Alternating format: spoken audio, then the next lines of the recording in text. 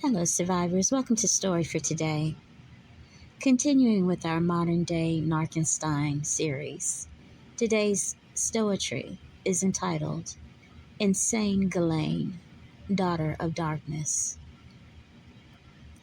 She walked through rooms dressed like elegance, soft voice, polished smile, the kind of woman people trusted without realizing trust was the weapon. While mothers tucked their daughters into bed, she studied innocence like currency. Not predators in alleyways, not monsters hiding in shadows. No, this was the horror of wealth, champagne evil, silk-gloved manipulation, moving through mansions and private islands where power protected predators and silence was bought more often than truth. She knew how to make girls feel chosen. That is what makes it terrifying. Because grooming rarely arrives wearing a villain's face. Sometimes it arrives as an opportunity, as mentorship, as luxury, as a woman saying, "Trust me."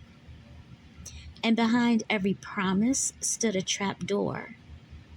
Young girls, still learning who they were, pulled into worlds their innocence was never meant to survive. And somewhere inside those walls, humanity became a transaction. Not love, not care, not protection, consumption. That is the sickness of narcissism. When people stop seeing souls and start seeing bodies, status, usefulness, supply. And history keeps asking the same old question. How many people knew? How many looked away because the parties were beautiful and powerful men smiled for the cameras? Because evil rarely survives alone. It survives through networks, through silence, through people who value access more than human life. But eventually, the mask cracks, and all the glamour in the world cannot silence the voices of the girls who survived. Because truth does not disappear just because powerful people bury it. It waits.